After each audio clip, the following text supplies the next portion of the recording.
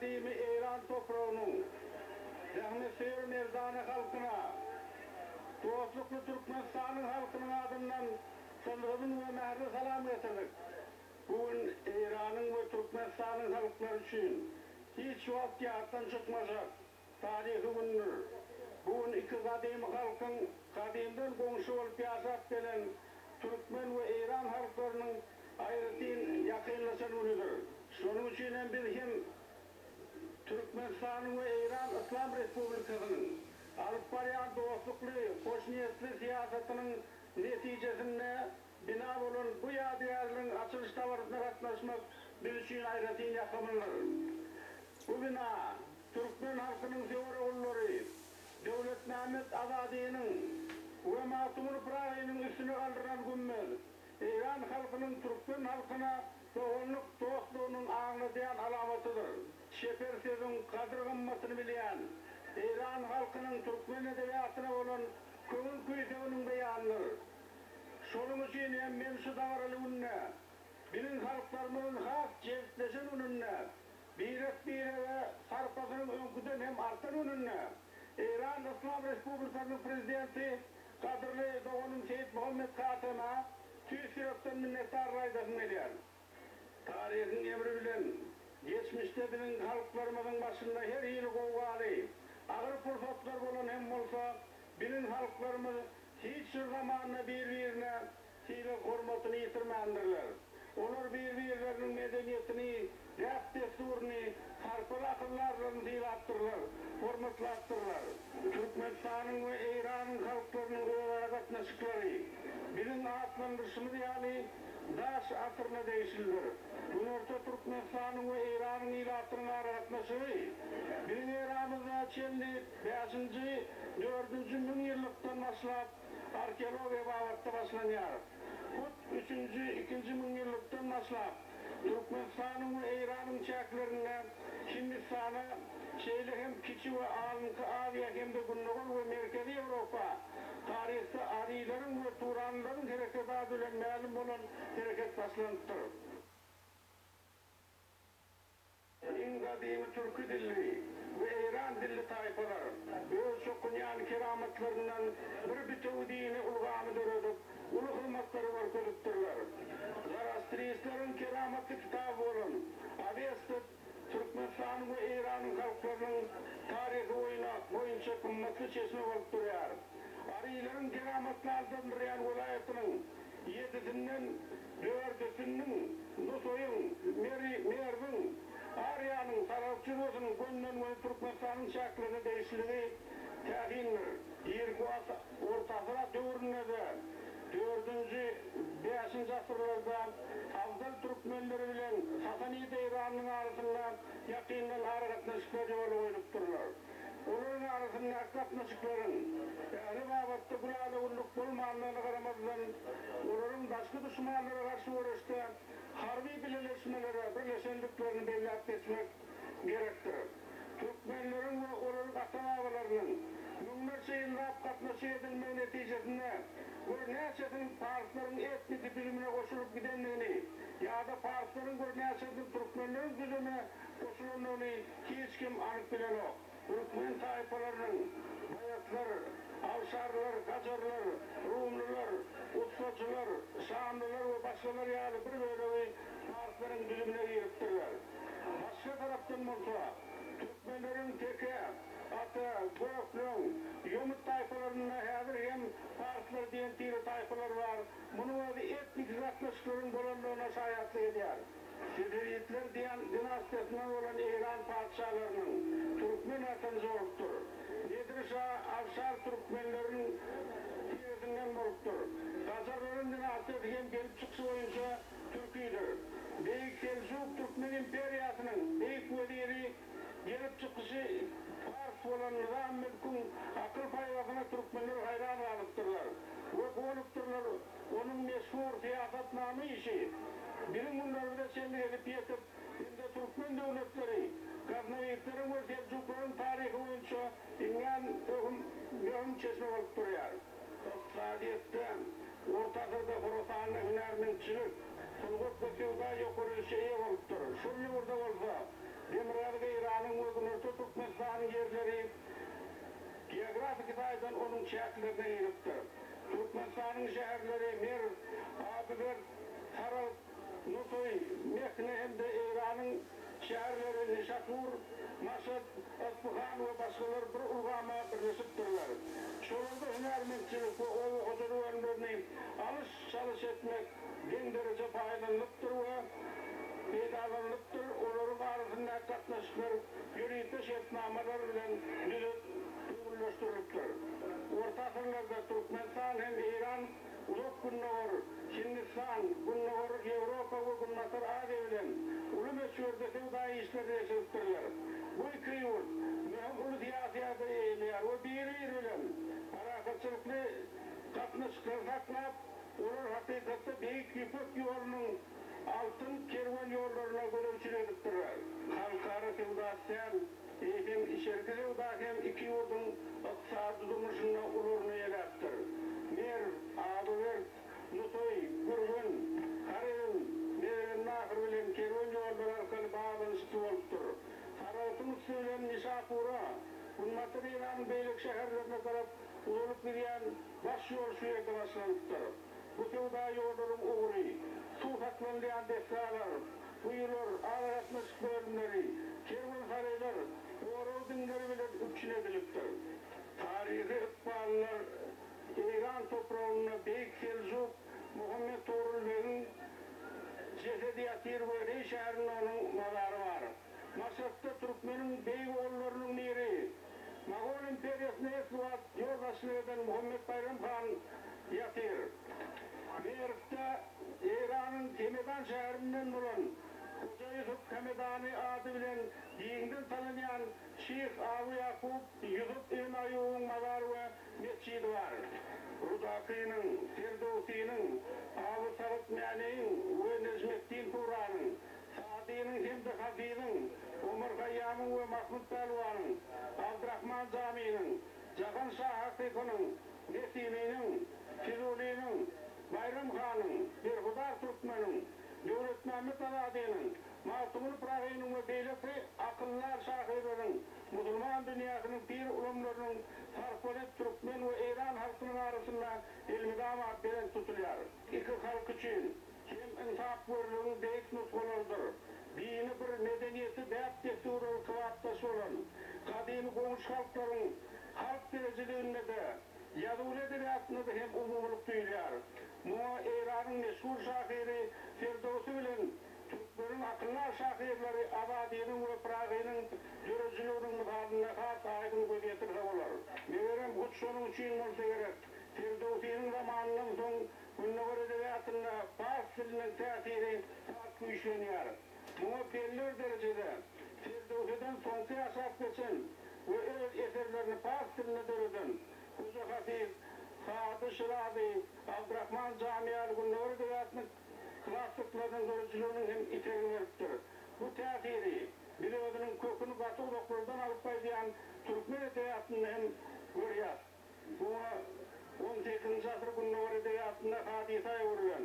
Edebiýaty halk bilen jeýetleşdiren öz başlyk edebi mektebi döreden Türkmeniň sözler tili Matumul Prahynyň dörejiliginiň mysalyny hem aýdyn gözetirse bolýar. Abu Said Umar Hayyam Hamedani, Firdevsi Nizami, Khalil Perwani, Jalalettin Rumi, Jami'ul Mani, olaryň ýanynda men hem salmardym diýip aýdypdyr. O Khalidin Sadynyň Bostany, Gürne Azap Hasananyň meýdany, İslermin Şahnama, Saknamany, Mäli Ömer bilen Süleyman Murdun bir bu ýerde teýtma tumuryn. Ulu söýgü çäkini tarif bilen harifalaryny aýtdyk görýär. Fatumul Başyr şeýrine Şiir Sadi, Mevla Jami ol ýerde sultan içinde diýip elbetde bu atlary tutulan we tutulmadyk musulman edebiýatynyň läňleriniň Döwletmämet Aladynyň Matumul Prahynyň kitaplaryny bilenler şöhredildi. Bir akıllar Aladynyň öz eli bilen ýazan bir gol ýazmagy gelip getdi. Türkmen halkı üçin paragyny etip bolmasak bu gol ýazmanda Abul Hasan Harakani, Abdullah Yansari, Bahavuddin Arswendi, Mahmud Beriyar Veli, Hoca Akrariyalı belli şahirlerin 30'un uğrağından 500 beyt devrini soğuyetirler. Azadiyenin özünün meşhur vazı azad eserinde ödünle,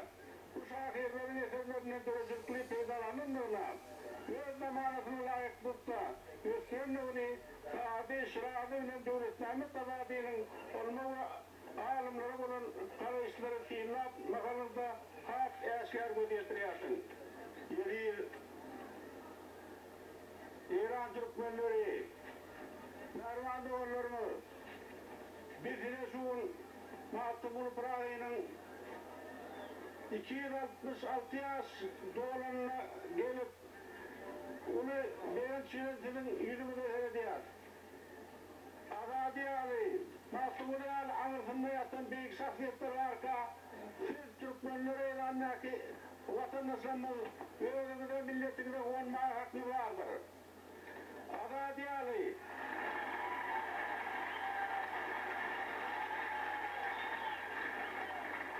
Agadiyalı ımsaklı adamın elinde terbiyelenen, Agadiyalı büyük kök tarafların alimin elinde bilim alan, Mahtumul'un görücülüğünü alimler Cemşid'in zamını deneyerler. Doğrudan hem Mahtumul'un görücülüğünü durmuşun ehli meseleleri söylenendir. Şunun için hem biz onu ehli bulundurun, ehli doğruların şahirdeyiz. Onun eserlerine Muhammer'da Fereddin Aktar Bayezid Bistami adı Başbaşan Aman'ın meşhur kahramanı Rüstem ve Beyleki meşhur şahsiyetler hatirelinler. Mahtumul'la dönüşen rivayetler, hikayetler, vakaların yurdumu iki halkın, Farsların hem Türkmenlerin arasında giyindir rivayetler.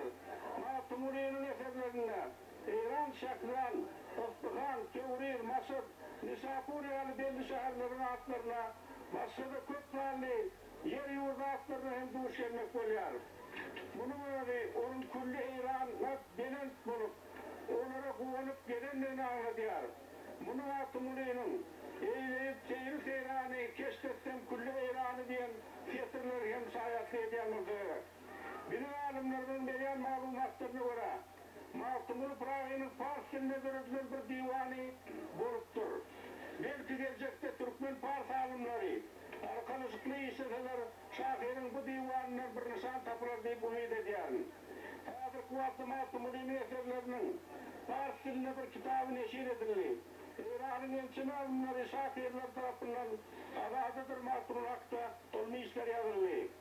Ayrıca İranlı iyileşlerimiz Murat Turduk Hadi'nin, Atı İsa'nın, Yusuf Bozuk'un, Oral Muhammed Sarni'nin, Mahmut Ağa, Göldi'nin, Abdü Hakar Sufurat'ın, Şeylehem Mahtumul'un eserlerini Fars'ına tercüme eden Abdurrahman diyeceğinin ve beyleti Mahtumul'un tanıtmak baryanı işlerini bile iki dost destan halk birbirine yakınlaşıp durmaya koşun edip düşünüyor. Gelecekte bu işler devam ettirirler. İran sahiplerinin eserleri Türkmenilim'e, Türkmen sahiplerinin eserleri Fars diline çıkıp iki halka getirilip durursa iki doğumluk halkın hasken kısmına getirir.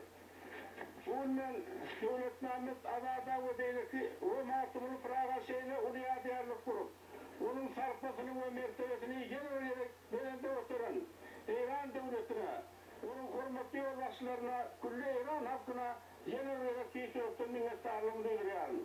Fırsattan faydalanıp vatandaşlarımı, İran'da yaşayan Türkmen doğanlarımı size yüzlenecek olan İran devleti sizin atı vatanı, Türkmen devletin sizin atı vatanı, siz iki devletin insanı.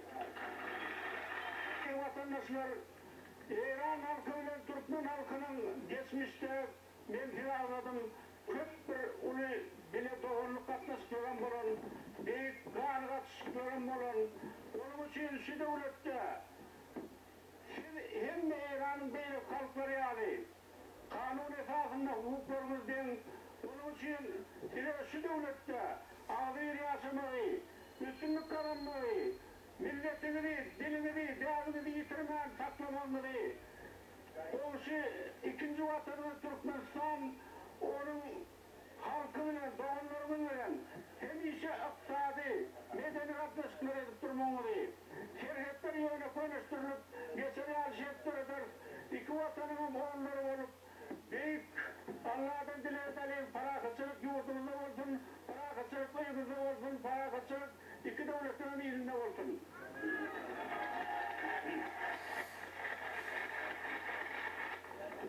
Doğanlarımı yine bir ziyaret çıksadım, Türkmenistan'ın halkı 20. asra özünün altın asırına tayanıp görüyor. Altın asırda Türkmenin ruhunu, Türkmenin ağzını, düşüncesini, değerini, dilini, faraset halk, azir halk hükmünde, akıllı halk hükmünde dünya çıkarmakçı. Bundadır Türkmenimiz, atalarımız kılıcına, atına dayanan olsa, şimdi Türkmenler öz akıl paylaşımıyla dünya tanıtmalı. Sizin Türkmenlerin beraberliği.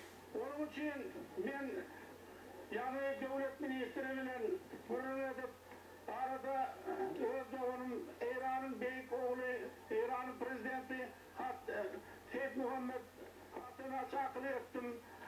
Türkmenistan'a ziyaret etmeyini 20. asırda Türkmen İran katlaşıklarını altın katlaşıkları olmak arada Alalısın, Muskos'un dünyası şu Alalısıkta da Türkmenler bilen, İranlı Türkmenler bilen Türkmenistanlı doğanlarımızın arasında katlaşıkları birleştirmek, arkadaşmak hemmelik bölümünü tutuyor.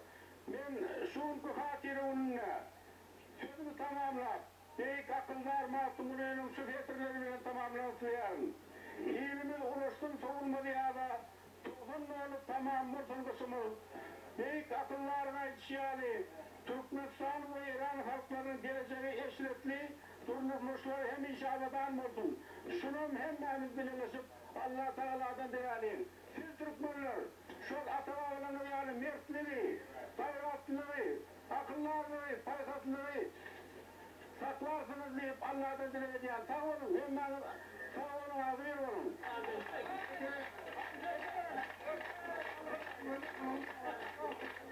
Beş vilayetinden gelen şahirler, hem de İranlı şahirler Mağdum olup Rağı'nın koşkularını okudular.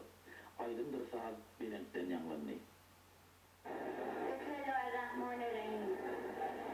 Sen arayışı cahan, hem can senin bir haber. Sen cahana dolu sen, cahan senin bir haber. Neredesin? Asla seni görmemişim dildarım. Umrum sen, bilbil misin, neredesin? Kamgın koynum hıyalında aldarım. Bağ içinde gül misin, neredesin? Karacımın, ye seyitmin, hocamın, ye sakimin, ye şerafmin, ye camın, ye yel misin, ye günnilmin, giycemin, ye ay misin, ye gül misin, ne misin? Ye müşkürsen, ye kokunar ammarmın, ayda bilmen, ye çarp misin, çembermin, ye deryamın, ye mavç misin, lembermin, ye girdapmın, ye burgulmun, ne misin? Altın misin, kumuş misin, ver misin, ye arş misin, ye kurt misin, yer misin, ye yakutmun, ye mercanmun, dür misin, ye çıraqmun, ye rövşenmun, ne misin? Maktum guli, yeç namusdan ağrımdan, el götürgül, vefası kerinden, cahan doli, sen kapıl sen yarımdan, meymesmun, ye şeydamın, ne sağ ol.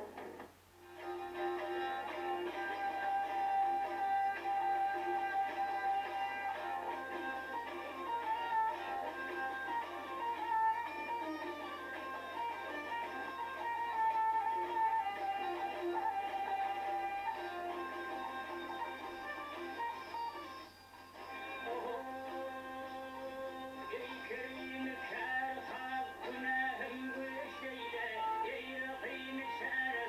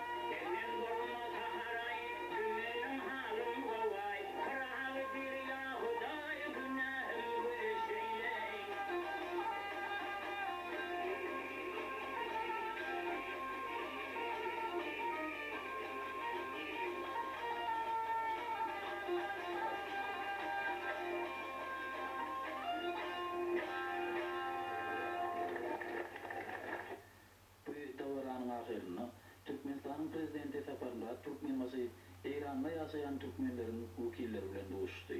Bu wagtlarda söýlegelerde şu Naranjykdan Döwleträ demir ýolu süzülen direktörüm ýaly. Birak biz ýetişmedik. Gecem tarap o taýdan etdik. Kärjo kerkiletde kädir motor ýaşyn.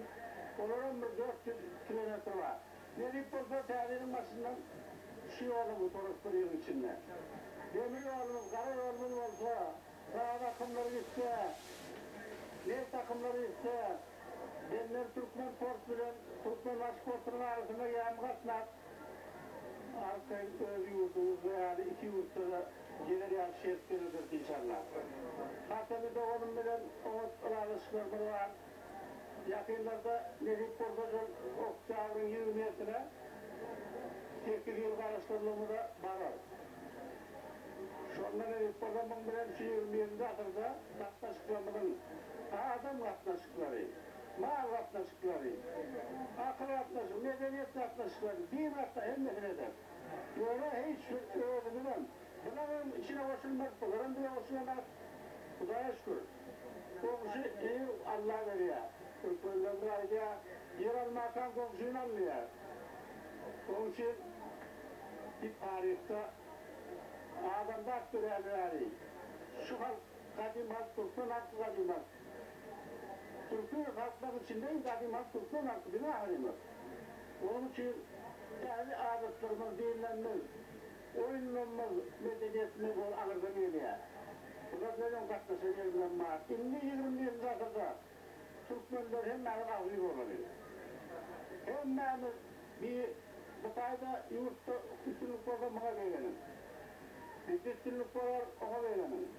Erkin katlar yani, Anadolu'da da mülkediler yani, öy tutunar yani, iş eder yani. Yiğitler oğlanları mümkünsüz verecek mi verirler. Deyip olsa bu şunlu hata gelirler son, kararda yazar konuyu. Onun için ağzıydı saklan.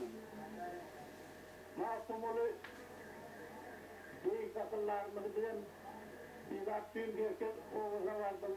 Muğda'yı var. Kargarada yakıtayttım. Demeden yerler onun. Kummarın boyunla birinci yakıtayttım. Yakıtayttım. Bir ayeti öğrettik oğuz'unla. Bu saygıda Türkmen halkına artmasının hem nerede uzalanmıyor yani. Bir maşinle açtım şu ehli dost öten behzenin üstünden, dağların üstünden, nohurun üstünden, karralan üstünden. Hem adamları uzalanmıyorlar. Türkmen'in yaşlılarına, Türkmen halkına hem adamları yetirilip açtılar, mekli yetiriyen.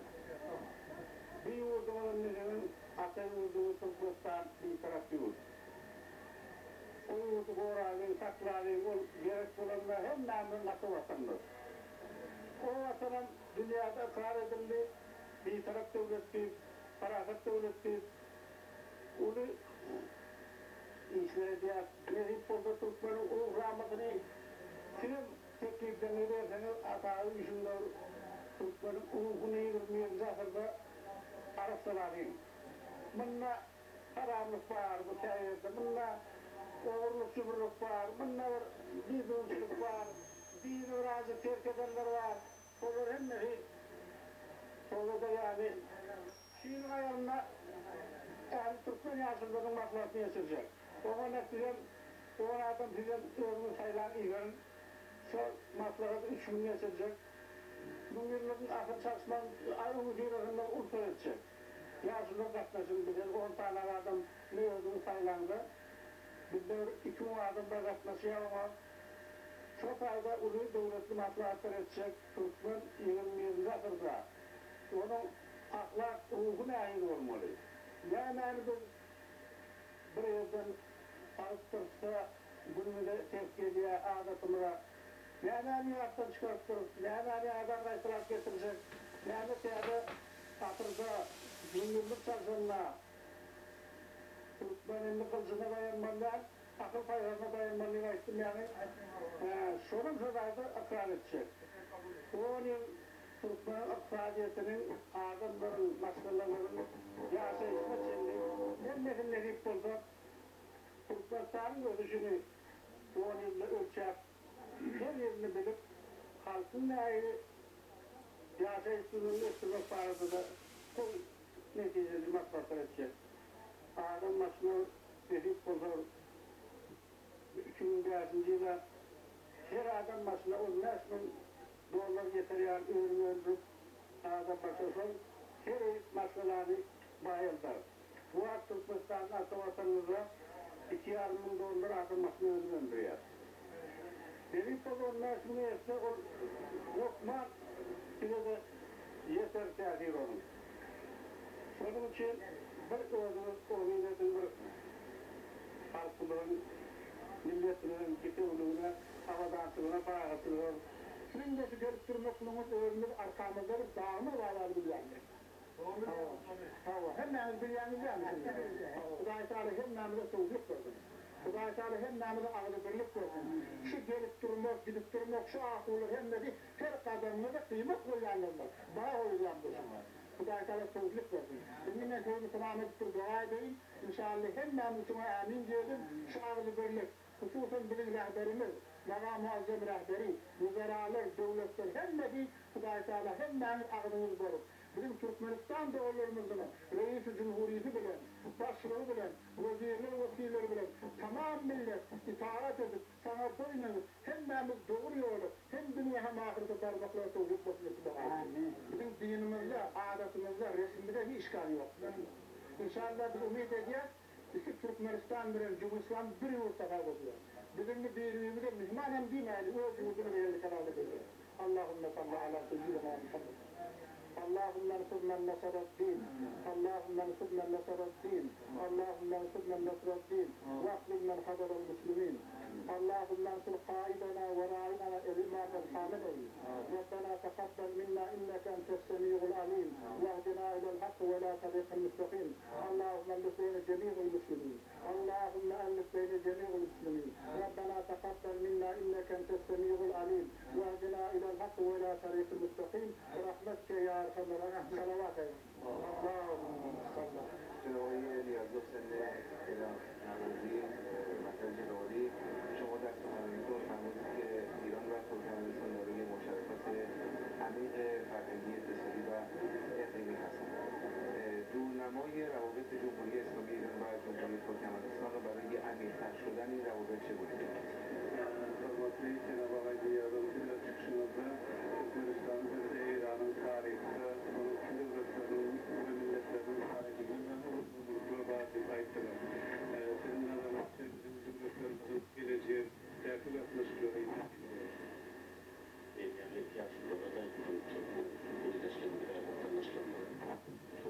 İran akışları gelecek. Altın akışları olur.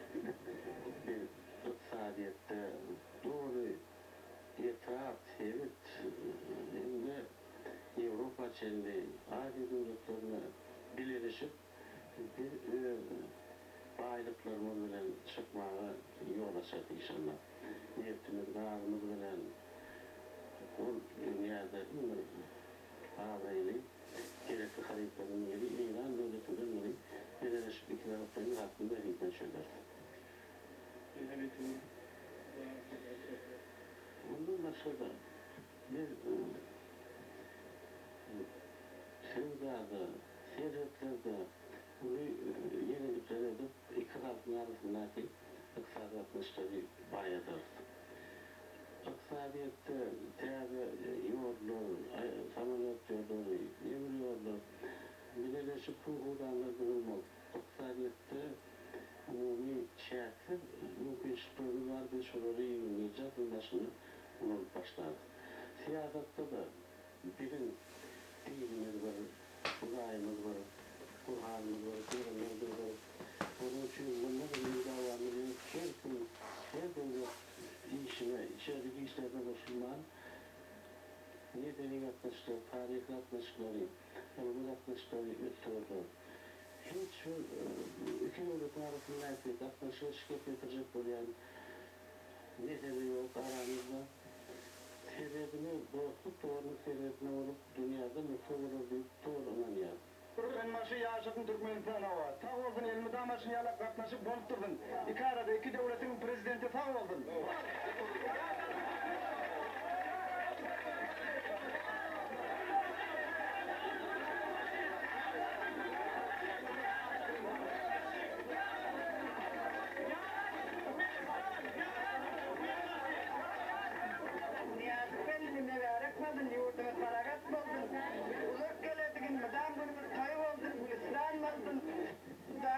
Günemden biri yattırsın, iki dünya şeydip birikip devletlerine katışıp yurt para katçılığı verilsin. Mübarek olsun. Ben mesela sağ olsun beter degenlik elmidam yadımızdan alır oğuncuklarımıza mahtum olan gıratlarımızdan öğretmek öğrenmek küçüklüğümüzden öğreniyorsun cırbatları. Beter bir yer yapmaya mı diyeceğim bilemem yani beter para katçılıkta olsun yurtuna iki yurtta şeyler. Elmidam katma şeyler inşallah buna. Zankıda can sağ olsun. Hoş geldiniz. Murat'ın yurdumuza, mahtum olan yer başına. Hemen beğeniyor. Ziyaretine kabul. Ziyaretine kabul.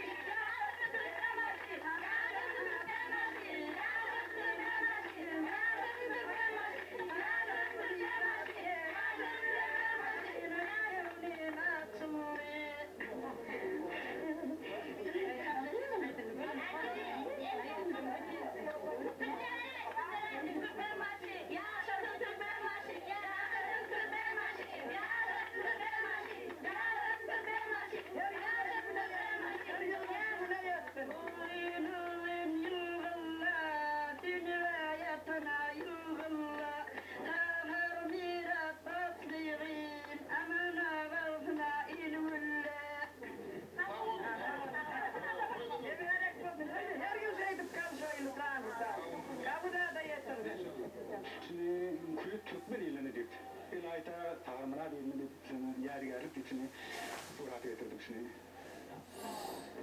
Orada Hamit ellerini vurulur, bütün tarih akalan Hem yurdumuna adam olsun, bundan da beter ölsün gelecekte. Olur bir yurtluğun bir otkun. Ben maskerdarım, hoş geldin ben maskerdarım, benim imanım, ıgrarım, hoş geldin sen vatana. Mahkayıp geldin sen, benim önüme kaçsın. Benim önüme kaçsın, oğul arkasını gördün sen. Mahkum maskerdarım, ulak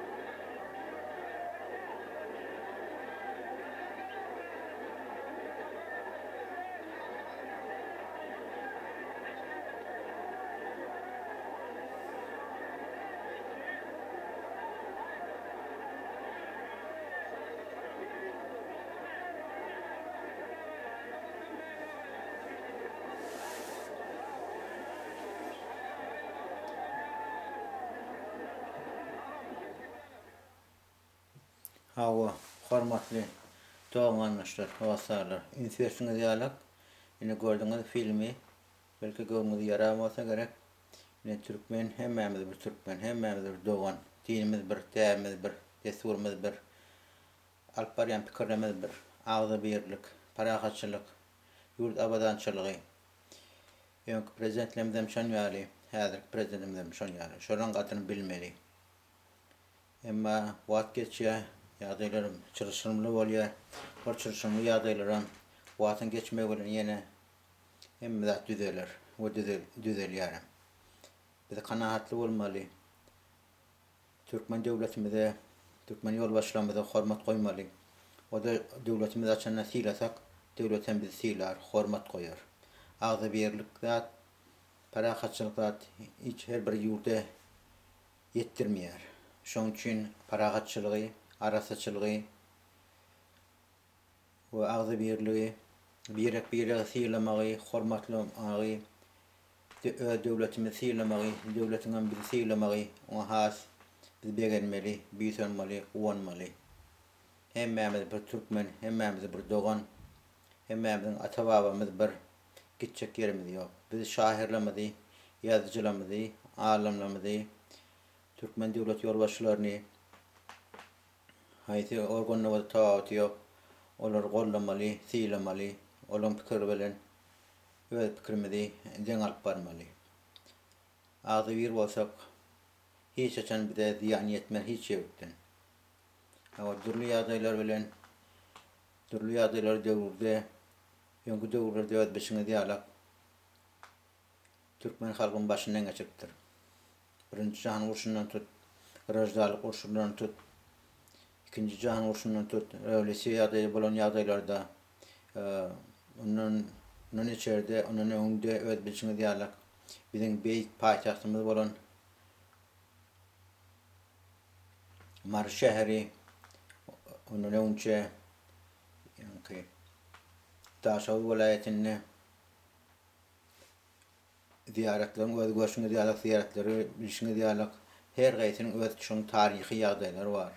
Balkan awada seretsek onu maşret Mesuriyan bar ýadygarlyk. Şu her biziň ýadygarlygymyz, biziň durly taryhlarymyz aňlatýar. Hawa, Könürgünç uly iň bir paýtaht bolan ýer döwürde, on Çengiz Han döwründe şeýtler gatýarlar. Uly amaratlar bolan, uly kitapxanalarymyz bolan Mahtumul Atamyň döwründe öňkü döwürler dedi. Biz şo döwürler ýatlap, biziň häzirki döwletimizem hasam paragatçylygy üns berýär, agzy birligi üns berýär, ýurdy içinden we daşynyň gowrak gezýär. Her türlü ýagdaýlar bolmasyn diýip öz raýatlaryna has hormat goýar. Biz şo hormatlary, siýlaglary bilmeli. Indi häzir görýäs, daşa ýurtda okap bererler bar, işlap bererler bar. Olaň jan sag bolsun, başlyk bolsun, nesip eden güni olar ýurduny da gelerler, ýurduny da bararlar, özüm görşümiz ýalak, gaw iň gaşan awadan amaratlary, jaýlar salypdyrlar, maşinler edipdirler. Diýsen owanyp ýüzün gaýtdym. Öz watanymyza, öz günümizde, öz ata watanymyza, ilimize, günümizde, öz Türkmen döwletimize, Türkmen milli döwletimize owanaýlyň, büýsenaýlyň. Ýaşasyn paragatçylyk, ýaşasyn Türkmenilim, ýaşasyn Türkmenistan ata watanym, ýaşasyn arkadagym, ýaşasyn Türkmen döwletimiň ýolbaşçylary. Ýaşam, paragatçylyga öňe süreýli. Hawa, şahirlerimize, ýazyjylarymyza, ýa-ni bellek eşmeli hormasyla diýilen. Olar ýatlaýlyň. Egerde şonuň ruhuny şad etjek bolsak, biz şolary ýatlamaly, ýatlasak şolar mydam ruhlar şad bolýar. Egerde biz olary ýatlamasak, olar ýatdan çykýar, nesille ünsölmän, insan açylýar. Onuň biz oly işler etmeliler. Bizim her haýsymiz, her dünýäň haýsy kunjugynda bolsa da özümiz şu elimizden gelen işleri etmeli. Diňe paragatçylyk uğrundan agzy birlikde, siýlagda birek hormatda has amatly bolar diýip düşünýär. Arzular hasyl bolsun, ýurdumyz paragat bolsun, Türkmen baýdagymyz da parlasyn, asmanyň arasynda Taşar yurtta görüp beren ilçhan olamaz, konsulsta olamaz. Ona biz guwanmaly, bitonmaly, ola Türkmenin nirde wada aladas net yerler. Vize gerek ýagdaý bolsa, pasport ýagdaý gerek bolsa, ýa başga ýagdaýlar bolsa, eliniň gelen işler etýärler, şuraň biz gadyryny bilmeli. Hemmeňe de jan saglyk we ýurt paragatçylyk isleýärin. Gelen birek bire gowan aýlyň, biton aýlyň, birek birege jan saglyk isleýärin. Birek bire silaýlyň, şonda birek bire silesek şonu utars. Man sizin wagtyňyzy almaýyn, janyňyz sag bolsun, başyňyz dik bolsun. Toyda görşeýlik, medem her bir türkmeniň gapysyna toy bolsun, tomaşa bolsun. Ýaşy niýetde, ýaşy arzuwlarda bar aýly. Hada çemen siz bilen hoşlaşýan, sizin hemmeňize jan saglyk we ýurt paragatçylyk arzuw etýär. Başyňyz dik bolsun, ogluňyza, goşuňyza gowanyň. Ýetip gelen täze Nowruz bayramyna da hemmeňize jan saglyk arzuw etýär. Arzuw etmek bilen sizin başyňyz dik bolup, gapyňyzyň her gaýsyň gapysyna toy bolsun, tomaşa bolsun. Hoş, sag bolun.